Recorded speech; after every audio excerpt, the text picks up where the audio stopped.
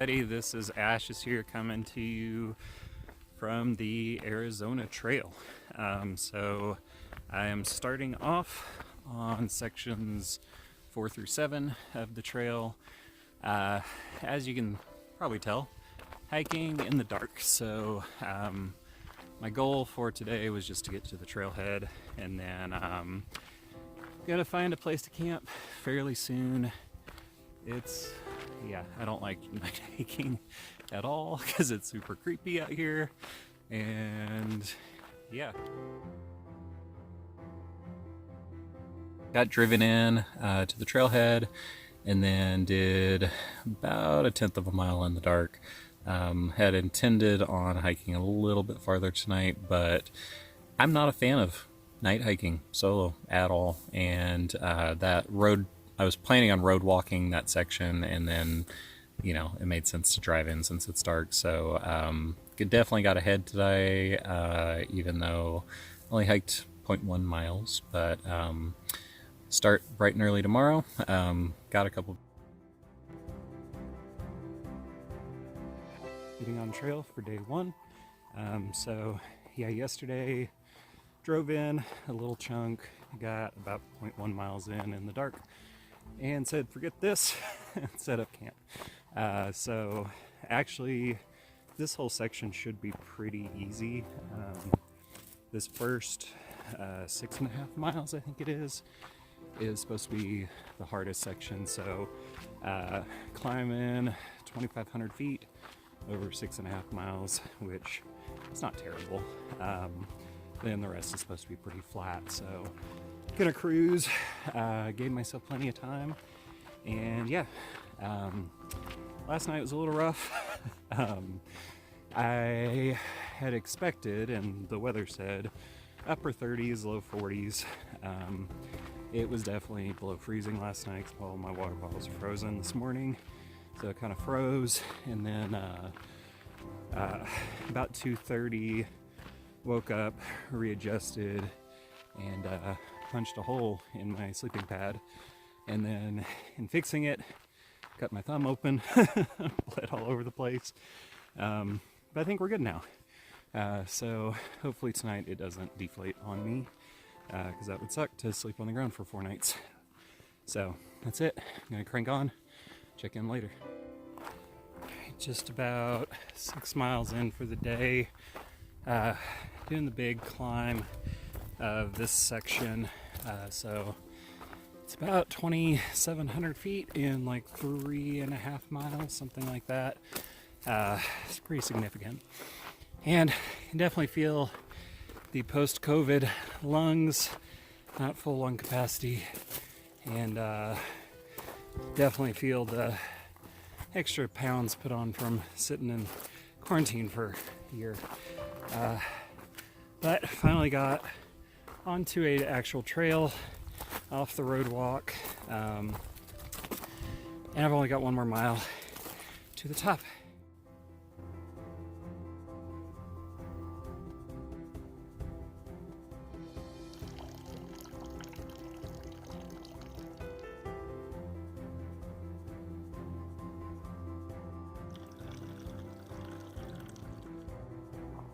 All right, just finished up some lunch at this awesome little spring. Got restocked on water and getting back out there.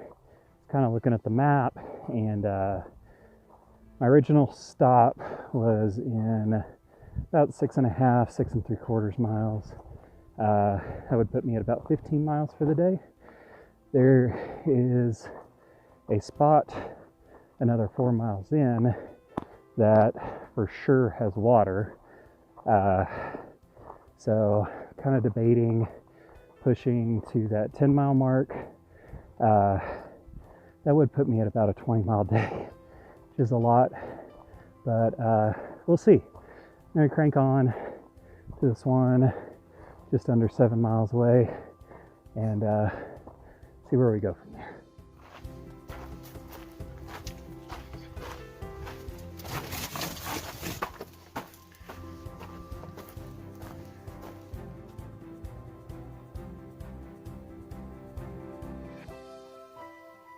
An awesome little patch of manzanita. Still got all the berries on it. So these are probably my favorite desert hiking treat. They taste like tiny little apples. Really, really good.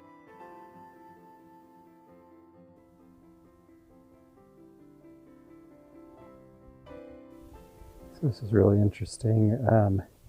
These are old pipelines for water from the early 1900s. They would use that water to basically blast the mountains and get gold out of it. This is home for the night. Found myself a couple little trees for hopefully some protection. Last night was really cold, so I didn't want to stay down in the canyon. Hiker brain, can't think of words anymore. So I kind of bumped up to this ridge, found a couple trees. Seems pretty good, so hopefully it'll be a little bit warmer tonight. I froze last night, but so cranking on 3 more days. Just gonna see what happens. I'm not in any rush.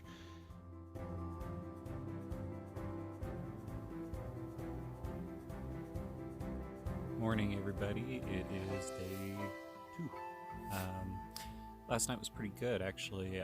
So I took this risk and stayed up on this ridge that's pretty unprotected, basically just to get out of the canyon and hopefully stay a little bit warmer. It's risky because it was very exposed to wind and stuff like that, but the night was pretty calm. Warmer, not warm by any means, but warmer, so it wasn't too bad at all.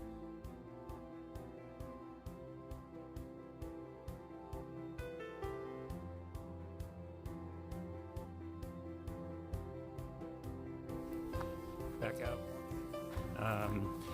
Did some research this morning. I got a little bit of cell signal, so I was able to check the weather, and it's looking like today is going to be awesome, but tomorrow is going to be cold and windy in like the 50s, and at night it's supposed to drop down to the 20s.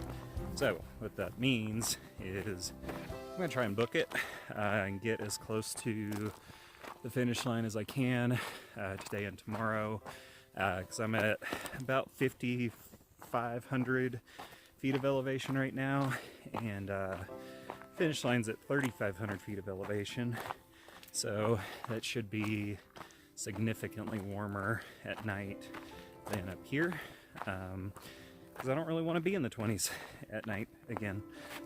So I've got 38 miles to go. Just see what we can get done.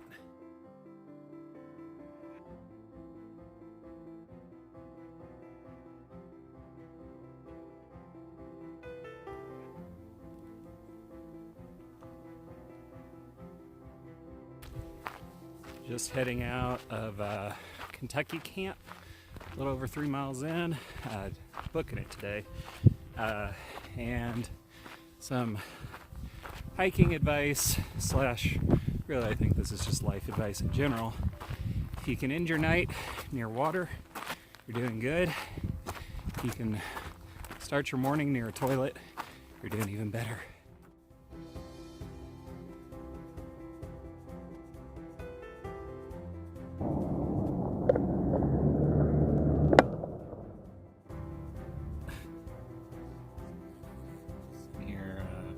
Crossing, about to head on trail, and a little Jeep parade came through, so I think there was like 20 or 30 Jeeps that just drove by. I don't know, weird stuff you see out here.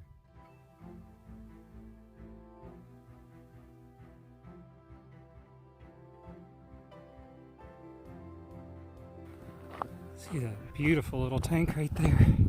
So excited to see that. That is lunch, water tank.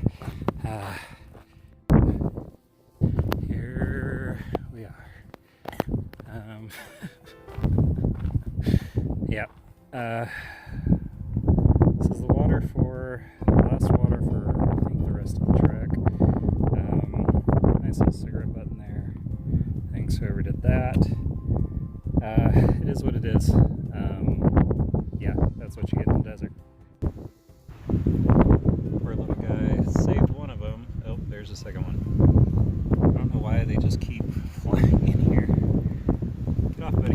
to save your friend.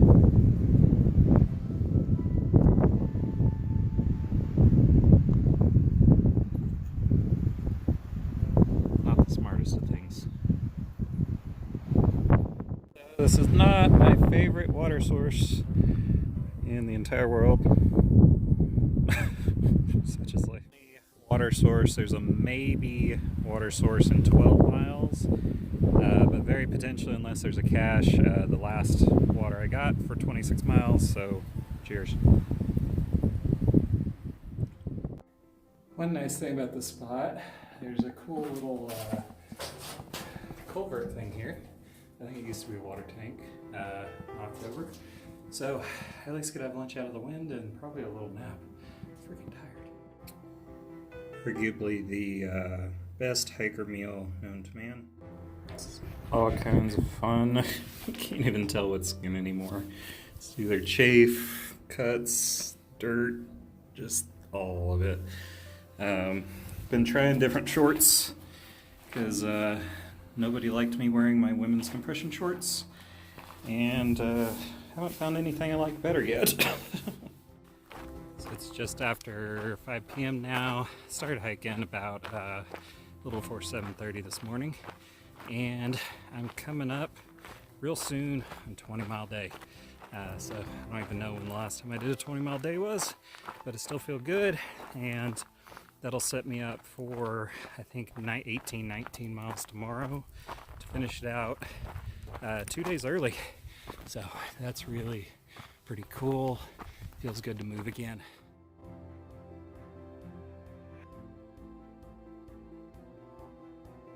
First little sprouts of the year coming out the Ocotillos. Winter's almost done here. Right into the night. Got camp all set up. Got stuff drying out. So it's a little bit sweaty today. But look at this view tonight.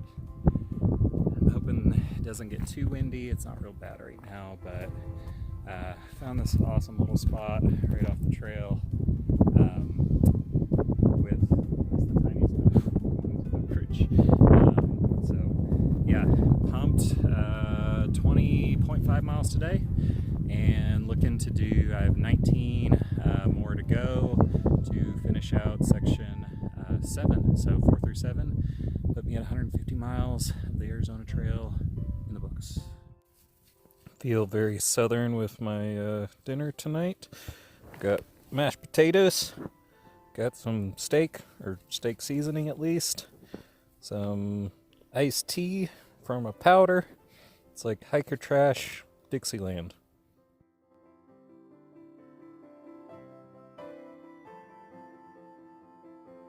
It is day 3, and hopefully make it in tonight. Cranking. I've got 19 miles to go today. One thing that's really cool that I really love about the desert is people think that there's nothing, of use up here. Right here, within 20 feet of me, there's 5 different edible plants. So you got your prickly pear, does produce fruit that's completely edible, and also the pads you can grill up pretty good. They everything out here kind of has an asparagus taste, I feel like. We have, that is, I believe it's the honey barrel cactus or the fishhook barrel cactus. And those will produce these little yellow fruits that kind of have like a lemony taste. We have Sotol here, which it's either Sotol or yucca. I always mix the two up, but either way, they produce edible flowers. And then mesquite over there, which you can grind up into flour. And if you look right there, maybe you can see it, there's a little bird's nest. So worst case scenario, you got some eggs over easy in the morning if you get really lucky and are okay with that. The other thing we have right here is Ocotillo. So you can kind of see some of the little buds on the end. Those in the next probably couple months will start producing flowers that kind of make a really, really good, almost like hibiscus tea when you soak them in water. This is another of the desert is the cactus. So if you really see their really, I guess, circulatory system. It's just like one of the most beautiful patterns I've ever seen in my life. This is a prickly pear, but the choya especially are just crazy. Prickly pear fruit. These are from this last year, so these probably aren't the best to eat right now, but basically you just pick these guys off, throw them in a fire to burn off all the little spiny glaucoids, and they're really, really good stuff. And I just found one more. So this is Kane Choya. These little yellow pods are fruit, completely edible.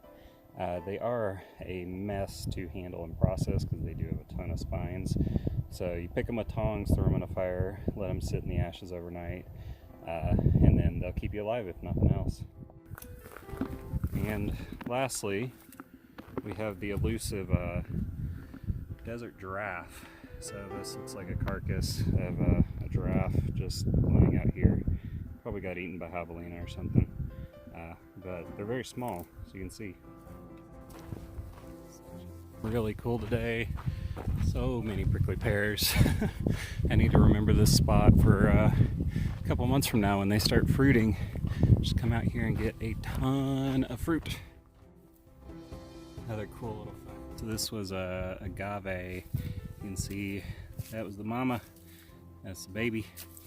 And then I saw this hole in there, which is carpenter bees. And so they like to nest in these. Busted this guy open and you can see all this pollen in here. Whenever it's actually, you know, this has been sitting here for a while, but when it's actually good and going, this stuff's good to eat and real sweet. It's kind of dried out right now, but yeah, cool little, another desert survival thing to get just a little bit of sugar in you. Candy. These are, so this is the first one of these guys that I've seen out here.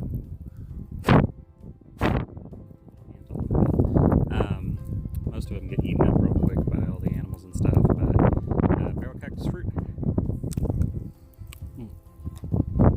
Actually, it's still pretty good.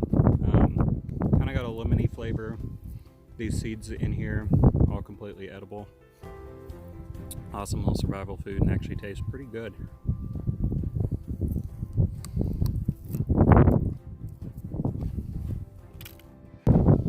And one of the really nice things about the barrel cactus fruit is, at least to my knowledge, it's the only fruiting cactus, I'm sure there's others, but it's the only one I know of around here that doesn't have all the little micro spine glaucoid nastiness, so you can just pick them and eat them.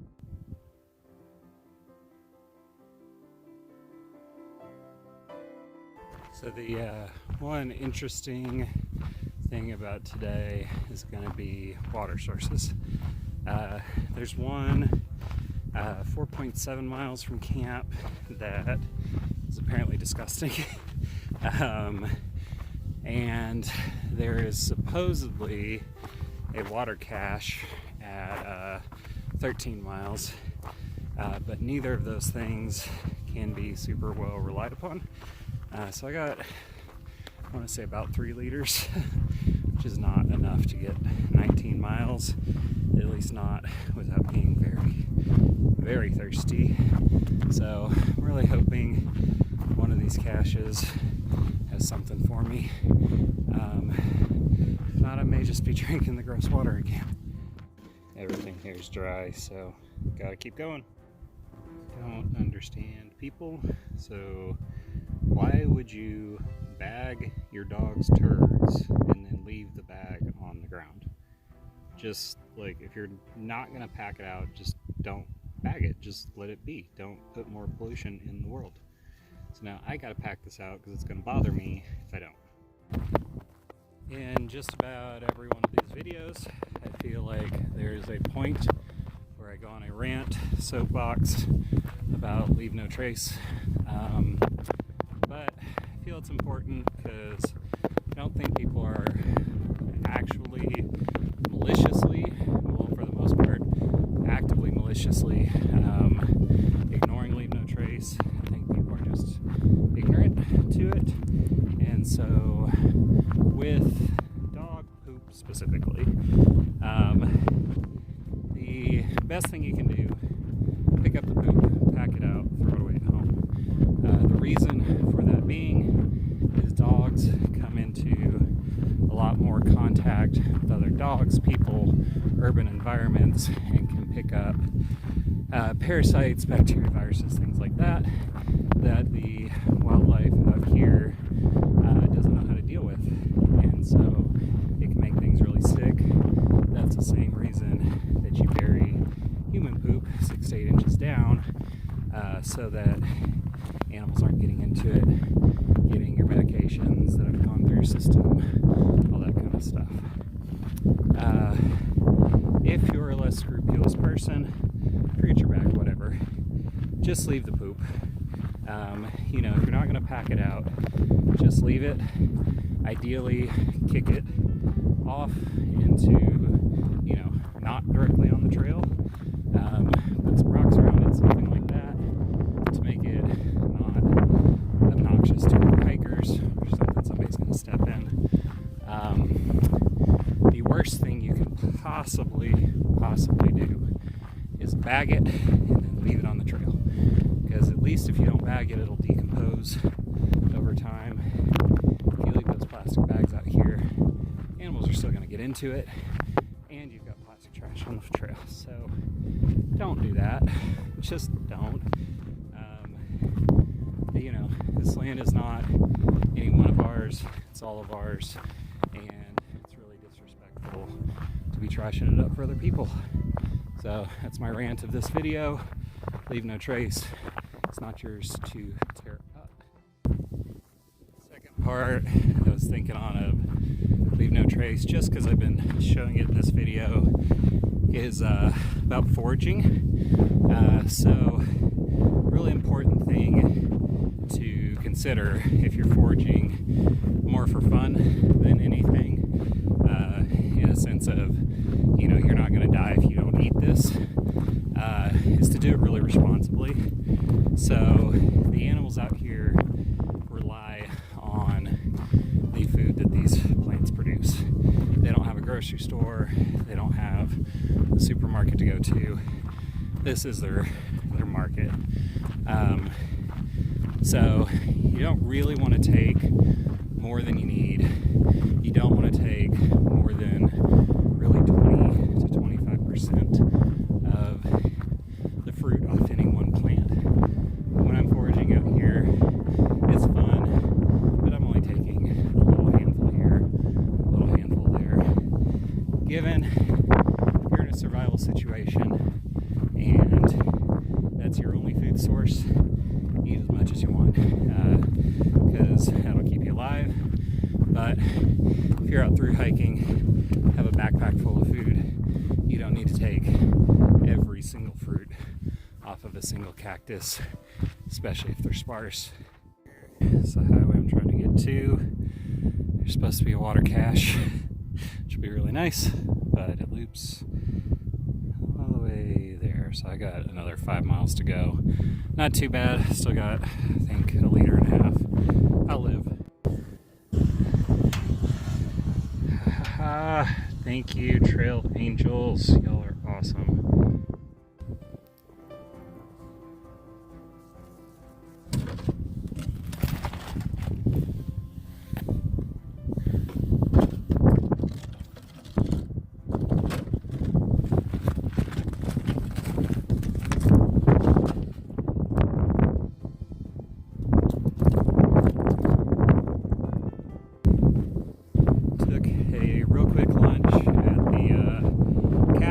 There, which was awesome. I got myself another 1.5 liters to make it these last 6 miles. I will surely be going back and replenishing with more than that before I head out of Tucson. But yeah, I took a quick lunch because it was cold and windy. Got like 6 miles to go, but it's just cutting through me right now. And so I was thinking about taking a short day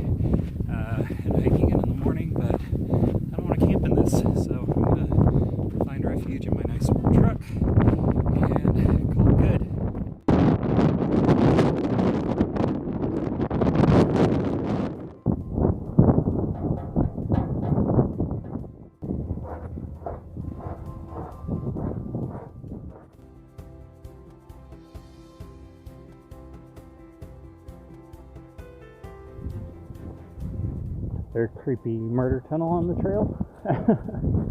Hopefully no snakes living in here. Turns out there was a really big snake right at the end of the tunnel.